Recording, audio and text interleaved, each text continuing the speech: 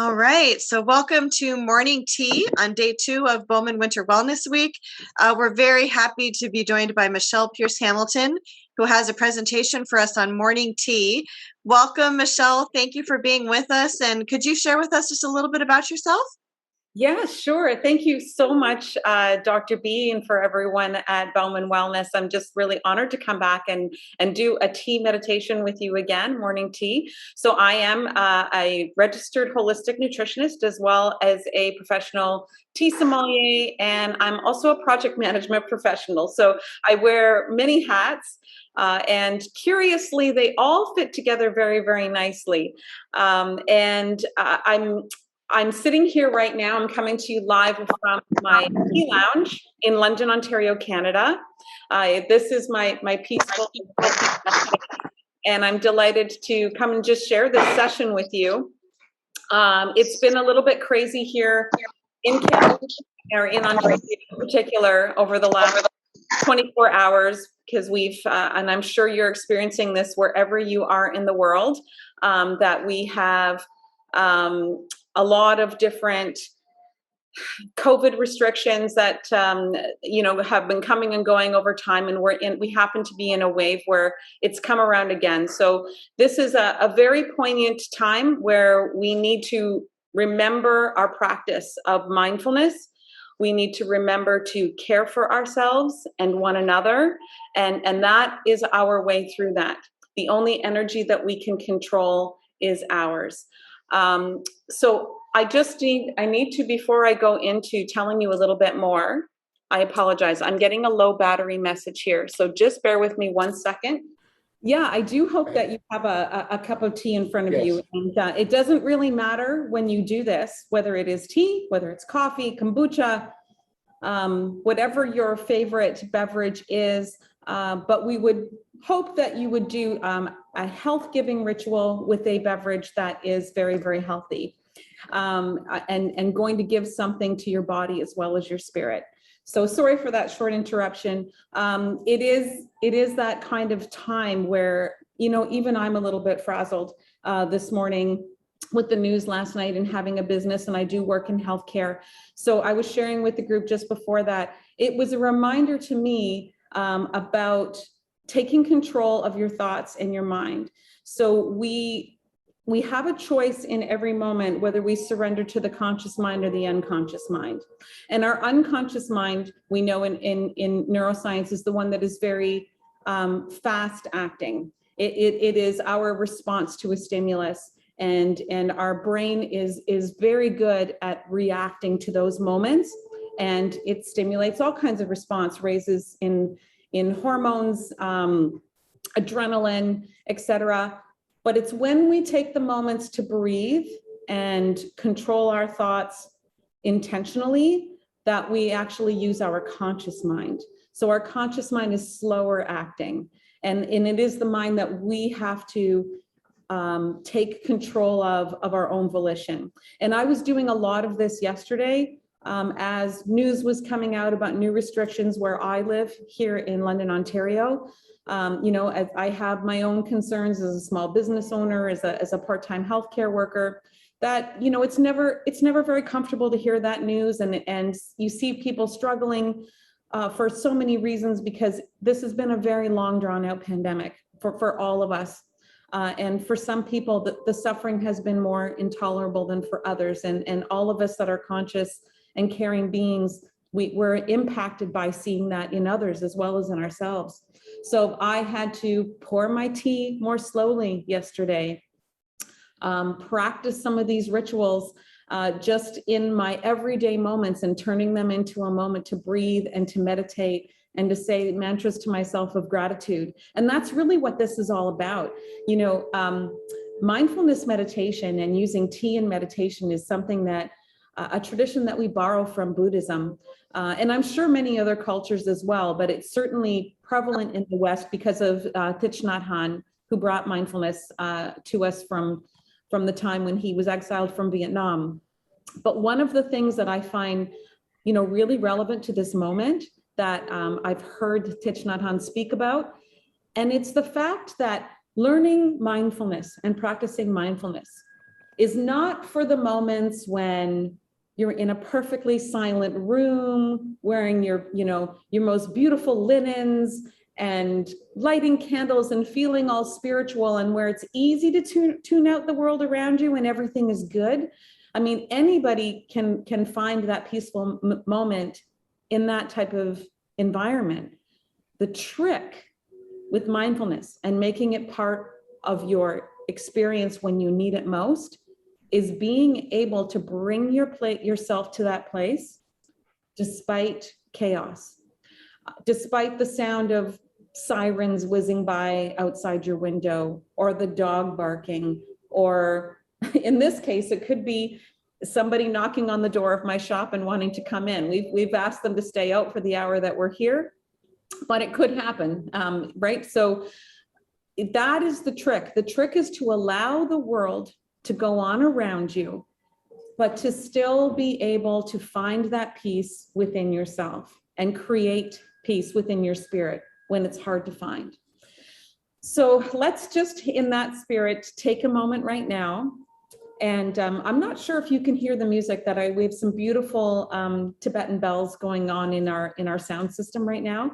But even if it's just the silence of your home, if you notice like the hum of a radiator, or the buzz of some other electronic device, or electro frequency that you have in your home, we all have those from time to time, or if it is the sound of traffic outside your window, allow yourself to just notice and accept those sounds as part of your experience right now, and not allow them to steer your mind away from peaceful thoughts. So we'll just take a deep breath in.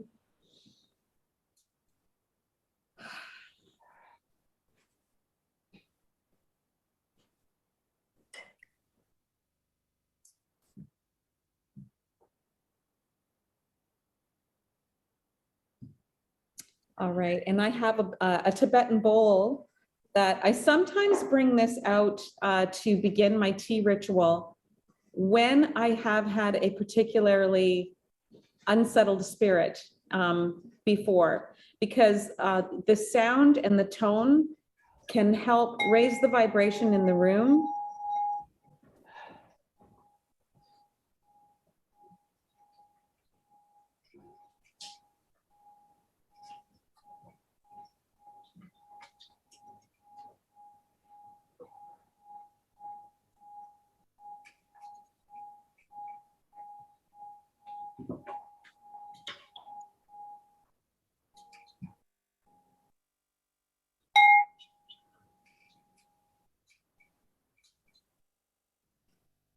And that can be a signal just to my senses that I'm going to take myself to a different place right now than what is waiting for me when the busyness of life returns at the end of this tea ritual.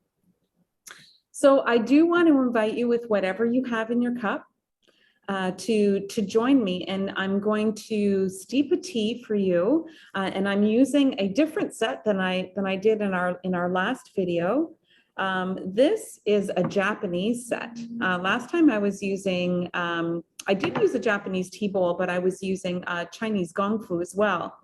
And these are a lovely, I think they call them kyusu pots. They've got a handle on the side.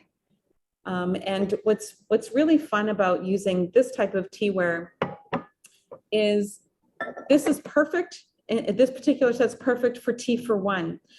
And it's so interesting. The tradition would be that you would pour the water into the pot that exactly fits your cup. So you would fill the cup, pour the cup into the pot, and then it cools by this action as well, which accounts for the fact that historically in the day they didn't have temperature controlled water kettles or things like that. It also adds an aspect of mindfulness, of completing each step thoughtfully, and then you add the leaf, and the leaf will steep just enough for that one cup, and then you pour that cup back out. In this case, we're going to borrow a little bit from another tradition and use the fair cup. because I really want to show you the color of this liquor. It's so beautiful. So I think you can see when I show this to you on the video, do you see how deep and vibrant green that is? Isn't it stunning? This is a very special tea, and I chose that for this morning as we were talking about, you know, the particular struggle I've been experiencing in my life right now with new COVID restrictions. It's just before Christmas. People's, you know, planned celebrations here for that holiday or whichever holiday they happen, tradition they happen to recognize, those plans are now getting disrupted. So what's powerful about Gyokuro is that this is a tea that is shaded before harvest, just like matcha, except in matcha, we grind it and we do it in a matcha bowl and you drink the entire leaf. This is a tea that we steep, and we create an infusion of the leaves, but we don't eat the leaves when we make this tea. But if you remember from my first video, the shading before, it's about 20, I think it's like 20 or 30 days or something like that before they harvest it, they actually cover the field. And they go through this laborious exercise to put these tarps up, so that the plants are shaded and they don't get direct sunlight. That stresses the plant, that it then forces it to produce a rush of nutrients that flush on the top leaves. And as a result, there is more chlorophyll that results in the leaf. And that's why we end up with this incredibly deep, vibrant green. But along with that chlorophyll, I'm just going to warm my pot and prepare it for this, this leaf. Along with the chlorophyll is going to come more antioxidants and more nutrients, more theanine. The theanine is that superpower amino acid that I love so much. And what's special about theanine is that it crosses the blood-brain barrier, and that blood-brain barrier is a very necessary and protective barrier, but it also allows that nutrition, those nutrients, to go directly into our brain as well and repair damaged receptor sites. So the net result of theanine, antioxidants, and caffeine as a good thing, not caffeine is something that we should be afraid of in this context. It actually allows us to develop greater concentration, ability to learn. It may improve and enhance our memory, but most of all, it's what it does to our mood. And we have so many things going on in the tea leaf that benefits our mood, because we have vasodilation that in our respiratory system that allows us to breathe more deeply. And then we have this enhanced calm that comes from the theanine. We have all the sensations of taste, and we have the fact that the minute that we sip it, it becomes biologically active. It gets absorbed into our gut and travels to every single organ system in our body. So that's why I believe, if you look up the definition of a superfood, I believe that tea truly is one of the great superfoods. And when we drink it as a beverage and it's been well cared for in the husbandry of the plant and its agriculture, and the care of producing the tea into whatever kind you were looking for, it is the healthiest natural beverage on the planet. And I know that Dr. B would probably willingly share that sentiment, because I know he's drank the tea for a number of years as well. So when we used a Japanese style like this in this kind of pot, you notice how I'm really lingering with the drops? And this is, again, a little bit of a mindfulness activity. It's also practical, because we don't want to leave any liquid in the pot that will cause it to continue to steep, because I want to steep this again.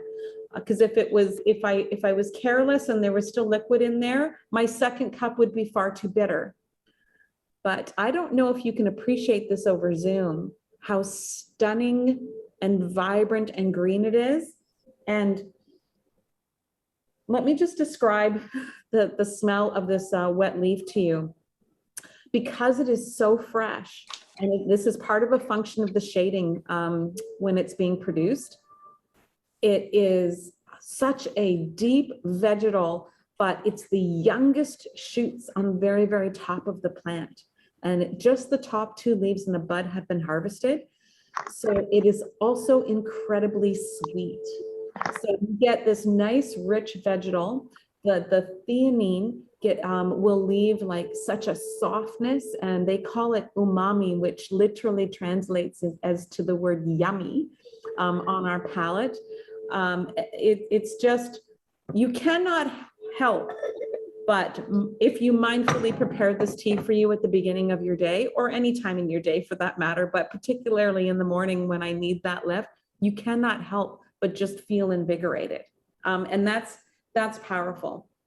So I love how using traditional teaware, because it was created around these mindful practices. And think about it, they were producing these types of vessels back in the day where they weren't doing 9 to 5s and people were not in a rush. Their entire, I mean, certainly they worked hard, and they you know, they didn't have the conveniences that we have in our culture today. But what I respect so much is that being mindful and slow in your practice, and honoring your food and your beverage, and preparing it in a much more present and loving way is just what's so great about these traditions that I think that we've lost. We live in the land of the drive-through and the to-go cup. And there's certainly a place for that in today's society, and I'm not suggesting we get rid of it, but we do need to then remember to return to these rituals, because we then just appreciate so much more. We appreciate the people who labored to pick these leaves, and the tea master that lovingly prepared this beverage or made this leaf into a beverage that we can prepare, and honoring the country where this comes from that offers it to us is something that we don't have the ability in our climate to really grow that here in the same way. And it will never taste the same way because our terroir is different. So it's just such a beautiful thing to be able to embrace something from an older world and an older time where that was more part of every moment for them. And we can learn from that. We can learn from the past, as well as staying, facing the future and accepting new technologies. So, but sometimes the old technologies were so right on, and we we forget to acknowledge that. So if you remember from the last time that we did a tea meditation, I mean, obviously, if I wasn't talking all the way through this preparation, if you were doing this for yourself, part of the meditation is to take those moments to breathe and control your thoughts and bring your ideas to gratitude and to really focusing on every single step and honoring every single step, from boiling the water to measuring the leaf to pouring the water, not rushing while you're giving it a few seconds if it's gong fu, or a few minutes if you were using a Western style steep method, but not rushing through that, and giving it a moment and asking yourself, if you have that tendency to want to rush and be impatient, why am I being impatient right now? I committed to giving myself this moment. So just acknowledge that. And it's all becomes a practice, right? We have to learn to remember to take moments for ourselves. So then once we have the liquor, it's beautiful. I don't think I actually did take a moment to show it to you. Isn't that gorgeous? Yeah. Absolutely Nice. Stunning. Now take a moment with your cup. And I love when I do this tea ritual to choose my favorite cup in the moment, or a different cup than I did the last time, and you make the cup part of your experience. So in this case, with this particular Japanese set, what's really nice about this one, and they're so skilled at doing this, creating textures and inconsistency in it throughout and around its surface, so that part of my mindfulness is just touching the cup. So I invite you to take whichever cup you have in front of you today, and if you haven't already, pour some of your tea into it, or if you've already got tea in it, or whatever your beverage is. Like I ran out, Michelle, because I drank the rest earlier. I should have made more. That's okay. Just use water then. That's fine. Or, you know, just take the moment to appreciate the cup and make a promise to yourself that you will sip more later. That's absolutely. I do like having a range of cups, because I have just random different ones. Like the one I have right now is a set I was lucky enough to get from Goodwill, and they look delicate, but they're decently sturdy. They're from England, the set I got. And then I have some other ones that I bought from the people who made them. So that's fun too. So wonderful. Wonderful. And they're special to you in some way, right? Like you have, I'm sure you have a story about finding them and why you chose them, and what it was that you liked about them. Or maybe they're attached to a memory handed down in the family, or a friend gave it to you, or, you know, just a little curiosity you picked up somewhere and you just thought it just spoke to you in some way, right? Though all those memories are a great tool for us to use to give ourselves a moment to distract ourselves from whatever is worrying us that day, or the tasks that we know that we have to carry out. So I'm just going to feel the cup.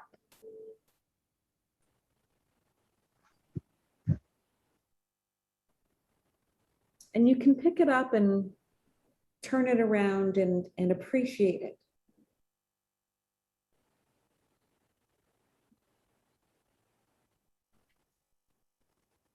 This is one way that we can bring our attention away from our unconscious mind to our conscious mind, because you can ask your conscious mind, what do I see? And challenge your mind to take a moment to notice and to describe it. What do I feel? And I love as well to then take the cup and put it in the palm of my non-dominant hand, if it's a small cup, and cover it with my dominant hand. And then just notice the warmth of the liquor through the cup, reaching into the palm of my hand, and then the slight steam and the warmth from the liquor on the top going into the top palm of my dominant hand.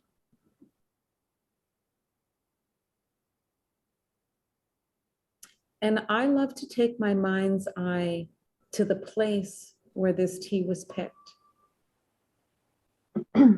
People that lovingly, with 2 fingers, harvested the leaf and tossing it into a basket on their back, singing in the fields, because I've had the good fortune of witnessing that in my lifetime. So I like to take my mind to envisioning that. And then to smell it and asking my mind to focus on, what do I smell? How would I describe that in words? I smell slightly grassy, but not in an unpleasant way. Like the sweetness of it. Have you ever been in the presence of a lawn like that is really well cared for and very healthy, and it's been freshly mowed, but then there's the dew on the grass from the morning where the moisture has touched that freshly mowed grass, and you get that sweet grassy waft that comes up through your senses. That's sort of what gyokuro smells like.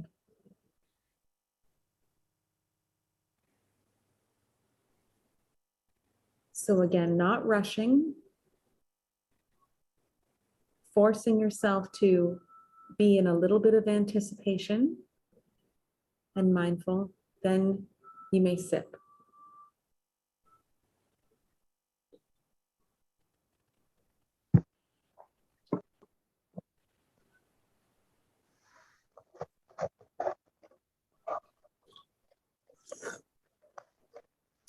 if you can manage to do a little slurp like I just did, and please don't think me rude, it is a tea sommelier thing. Every beverage industry that has some sort of tradition of evaluation and appreciation, they learn to do that slight slurp. And what the slurp does is it creates a spray that goes from the back of the palate and also retronasally, so that it goes, your olfactory nerve gets hit in a different way than if you just drink and allow it to go down over the tongue. And we also have taste buds in our whole mouth. So when we do a slight slurp, that spray reaches more taste buds at the same time. Our taste buds aren't just on our tongue. They're on our cheeks, and they're under our tongue, and on the roof of our mouth and the back of our throat. So you actually get an opportunity in that mindful moment with your slurp to taste it more fully, particularly when you have calmed your breathing and you have allowed your conscious mind into the experience with you. You will be amazed that, you know, this beverage that you've probably drank thousands of times already, all of a sudden just tastes so much different. It tastes so much richer, and you notice things I'm about so it sorry. before. My phone was going off. That's okay. Allow the phone to ring and to not disturb your moment. Like, that's real, right? What's real is that the world is constantly spinning on its axis, and there's constantly things going on around us. But you can't control that. In any moment, you can never control that. The only thing you can control is what's going on in here. So just accept it and go, oh, the phone's ringing. It can wait, right? I'm taking this moment for me.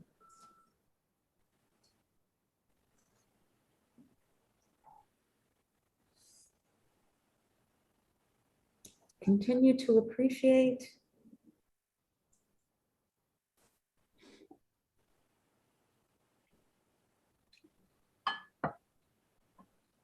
Now I'm going to appreciate my leaf again. The aromas collect in the lid of your steeping vessel. And I can appreciate the color.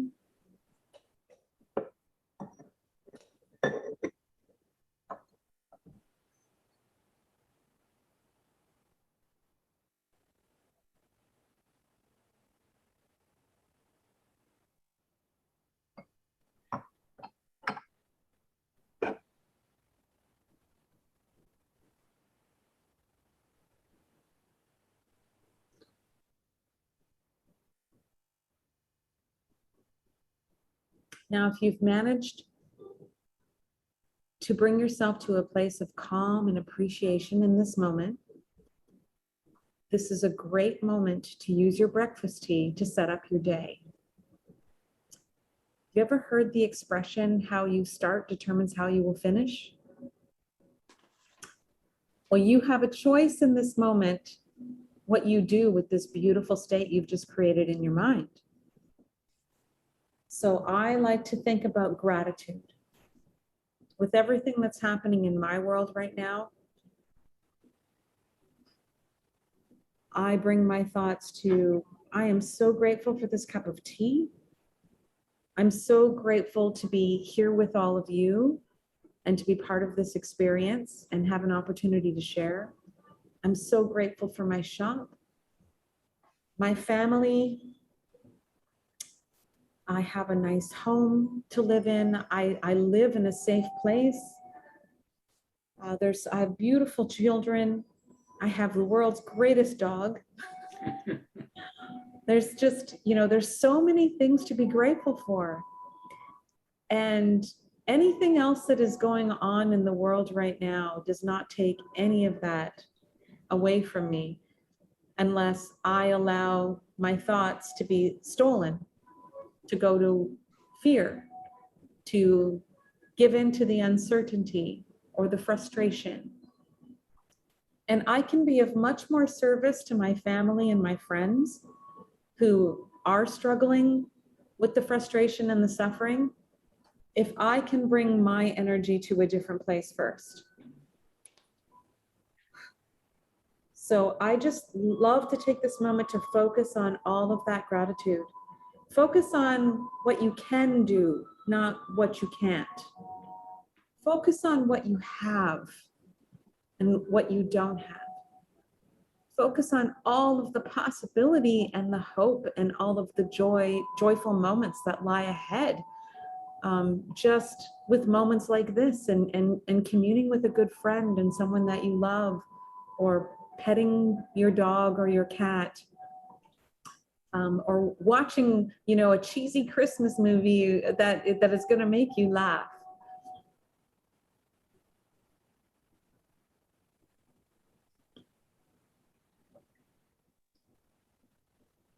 Boy, can I tell you that I needed this moment today. I don't know if any of you did.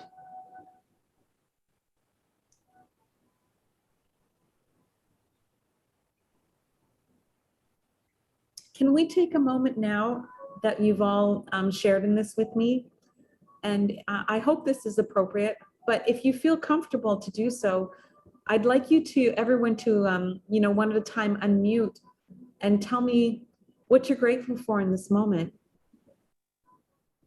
and for the day ahead. I don't know, Christina, if there's a measured way that we can do that and allow anyone that wants to share to speak up about their gratitude or what's in their cup this morning. Is there anyone who would like to unmute and offer a sharing?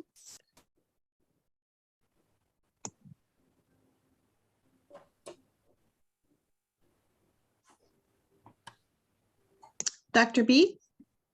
I'm grateful for Michelle. Oh, thank you. Because it's so great to hear kind of the experience, the consciousness, the care, the quality of your being. And so it uplifts me. And to know that we're part of this thing together. And that I have colleagues and friends and relatives all over the place. So I'm grateful for that. Well, thank you for welcoming me into your circle. Most definitely. And that we can do this, that's just for this moment. It's a beautiful moment. Yeah. Thank you, Dr. B. Does anyone else have a gratitude this morning? How many? As many as you like. Well, I'm grateful that I actually got to connect and that I could participate today. I was having such technical difficulties. I'm like, what is happening? But I'm here, and boy, the value of what you had to share with us was really lovely. And I got some really, really fabulous takeaways. I also, when I had my center, I don't know if Ed remembers this, but I also did a lot of teaching about tea because of its nutritional properties and how it's a passive opportunity for you to heal yourself, because people get so overwhelmed with nutrition and with what they need to do. And I'm like, just make some tea. And I'd love to go and find extraordinary teas, pu'er or different assams or green or matchas, and how it would fit the need of a particular individual. And I pulled out one of my teas that I haven't had in quite a while. And when you were having a smell, smell it, it's amazing how the olfactory sense is so different from the sensory taste of it. And if you really take pause in a moment, you can actually connect them, because the smell was like really deep and earthy, and then it got really chocolatey the more when I gave it a moment. And then when I sipped it, it was like powerful and it was strong and it was very tannic. And I was like, this doesn't match. But the slurping aspect really changed it, because it does. Well, it gave it, I think, a little bit more time in my palate, and even though it's like it's split second in the sensory mechanism, it's like, oh, everything aligns, and I noticed like my body calmed down, and I'm going through some intense treatments right now, and I'm sitting on a soft surface, which I is uncomfortable right now, but my whole body just went, ah, because everything aligned. And it was really, really a lovely moment. I had several of them as I was trying to hold back from giggling, because I was like, wow, that's pretty cool. That's awesome. And don't hold back the giggle. That's wonderful. Yeah. That's amazing. The next time I won't hold back. I just didn't want to like interrupt the moment, because yeah, laughter, the giggle, it comes from an awareness of how things harmonize, you know, and it's so lovely when it's very organic, because you really can tell, you know, the morning ritual can still be a very mechanistic opportunity. Mm-hmm. But it's so lovely. Like, that's why I was giggling, because I was like having everything harmonized organically, like, oh, the swish, like, oh, okay, now I got that dense earthy chocolate, and it wasn't so strong and tannic. And then my body just was, it's like all the pieces, when they harmonize, it's so relaxing. Yeah. And I don't have to think about it. I don't have to do it just to take a moment to do the slurping, which is never something I've ever done with tea. Okay, so I brought that for you. Yeah, absolutely. And my body thanks you too, because seriously, like, to have that alignment was a little, like, it was very I don't want to say foreign, but unexpected. But because it came to my consciousness, I was like, wow, this is a whole new opportunity for drinking a cup of tea. You're going to have to pull out all your teeth now and experience them all over again. Yeah, I'm going to be walking around the house slurping all the time. I'm like, so it's the funniest thing when you're teaching people. And you know, I do have a tea course that I offer. And when we're going through that taste experience, it's really interesting, because you've touched on it, that is it Stevie? Is that your name? Yeah. Is that there's so many things going on. It might be the first impression, like what we call the attack, or it might be the finish that you get right at the end, or it might be what hangs out later in the mid palate. And the other thing that is so astounding, and if you have the benefit of a longer tea ritual in the morning, then, you know, you may only have a few minutes, and that's great. Like, you take whatever time you have. But if you have the time to do 2 or 3 infusions of the same leaf, what is incredible about that taste experience is that the first and the second infusion and the third infusion are all going to be slightly different.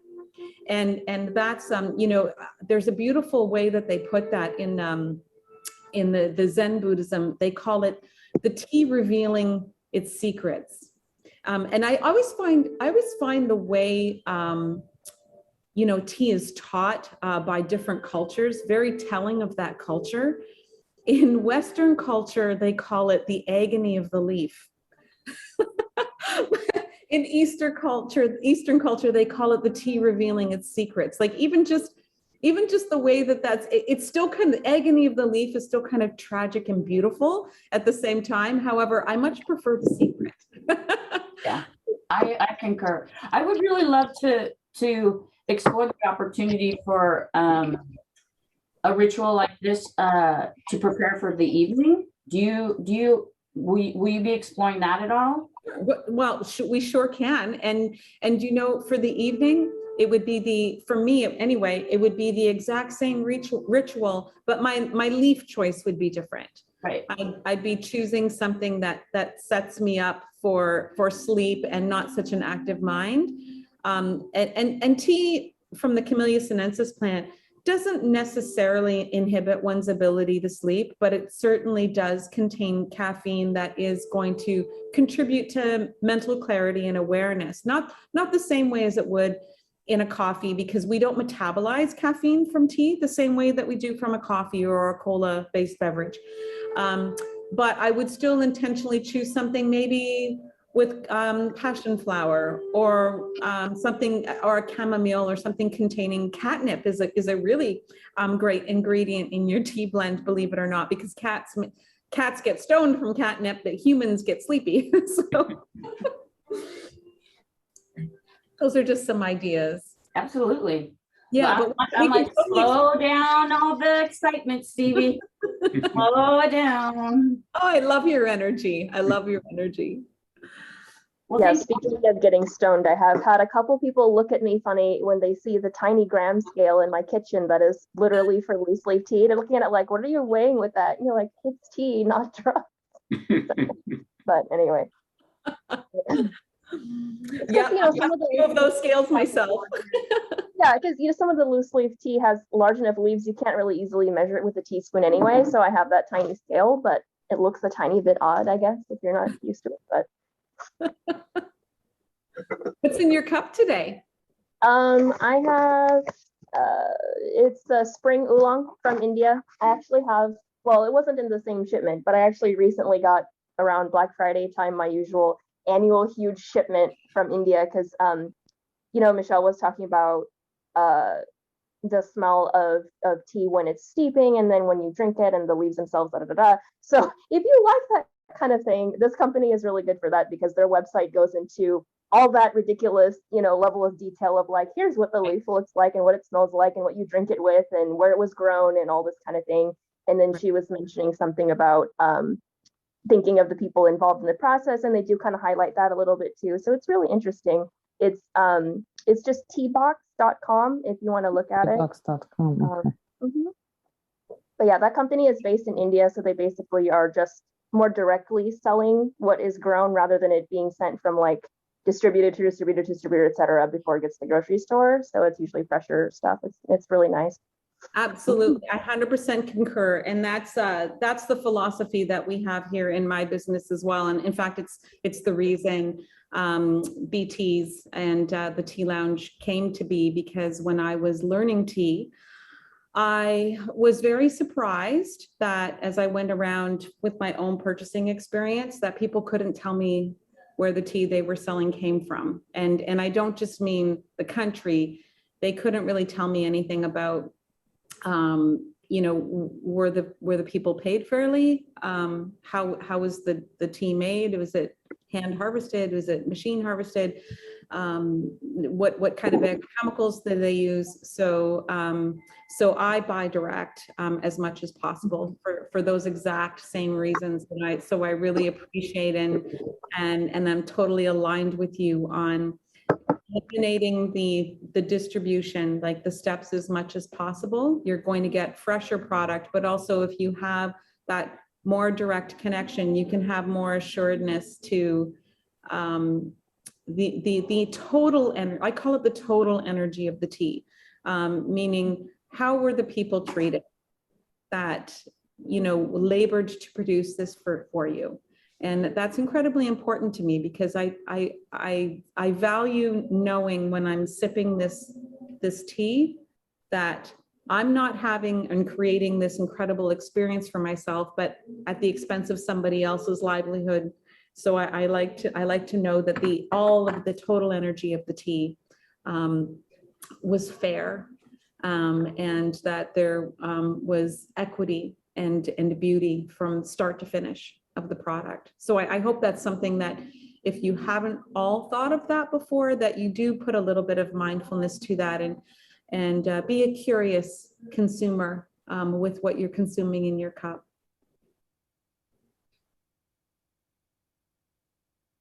Amen. Michelle, thank you. Awkward silence was too much. Sorry. The what? No, thank you. Thank you so much, Michelle. This was just an absolute gem to be able to wake up and have this kind of a session and start the morning like this. This was absolutely fantastic. Thank you so much. Thank you. It's a very much an honor to be asked to be here with you all today. And I needed this today as well. And to make myself more cheerful, I wore my Christmas llama. Oh. And I ring a bell for you all, wherever you are in the world. Thank you. All Have right. a blessed day, everyone. Thank you for sharing the time. Thank you. I'm coming for you. We have a few closing announcements, but before the announcements, does anybody have any final questions or comments they want to make about our presentation? No, just that this is the second time I'm watching Michelle, and she is a true inspiration to all of us. Just you know, Absolutely. for the morning ceremonies, it's absolutely necessary. Thank you, Michelle. Really appreciate it. Yes. And I just want to thank you again, Michelle. We're neighbors, so we both woke up to the snow this morning, and there's a covering of snow on the ground, which is fine.